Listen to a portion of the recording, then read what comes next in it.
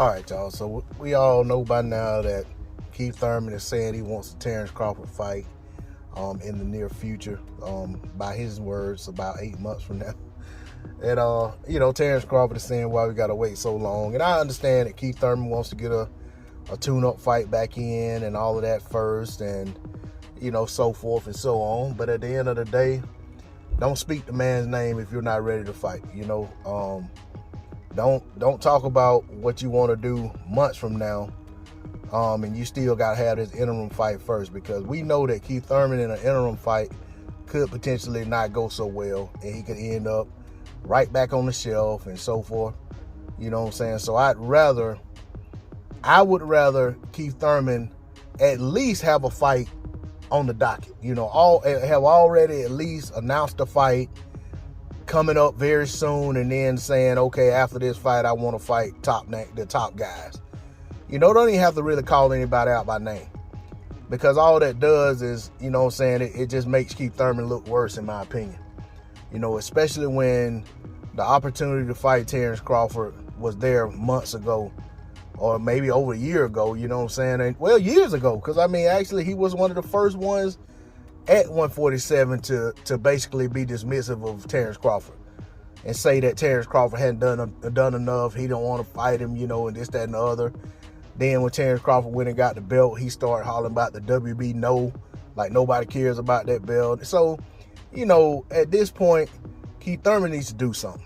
Keith Thurman needs to get active, stop doing all these interviews and commentary from gyms about other fighters, and get in the ring, get active, get a win under his belt, and then announce that he's back and he wants to make some noise at 147 again.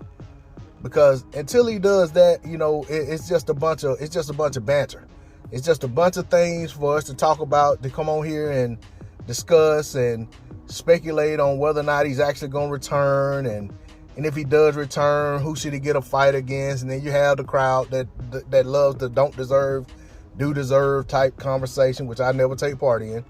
But you'll have those conversations going on too, that Keith Thurman deserves this because of this, or Keith Thurman doesn't deserve that because of this. So, at the end of the day, if Keith don't get in the ring and show that he's still a fighter, because until he gets back in the ring, I don't even look at Keith Thurman as a fighter right now, as a boxer right now. I've seen more of Keith Thurman doing everything except box over the last 2 years. Who has the stature that Keith Thurman had and goes and has his biggest fight of his career and then disappears for the next two plus years? You know what I'm saying? Like that doesn't speak to me as being the type of guy that's ready to dethrone the guy sitting at the top at 147. I'm just sorry. That's just not the way. It doesn't resonate with me that way. Keith has to show me in the ring. Keith has to show me, by picking a very formidable opponent, first and foremost, and then going out there dispatching them like he's supposed to. Much was said about Demetrius Andrade doing what he did to Jason Quigley, but like I said, there are a lot of guys that get in fights, and by that I mean that people were saying, oh, he did what he was supposed to do, ain't nothing to be, no big deal. But there are a lot of guys who have fights and they're supposed to go out there and showcase, but they end up in a war. So, and I'll say that Keith Thurman versus Josecito Lopez was not supposed to be a back and forth fight. It was not supposed to be some fight in which people were demanding a rematch. But here we sit, and I can tell you today that I would respect Keith Thurman if he was rematching Josecito Lopez upon his return fight. Because for everything that he got in that fight, I think if he could go out there and show that he can do it better in a rematch, I think that would propel him to a better standing than where he is right now.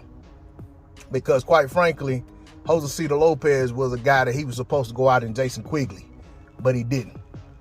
You know what I'm saying? So that's all I got on it. D-Lo 404 Boxing. Like, share, comment, subscribe. I'm out. Peace.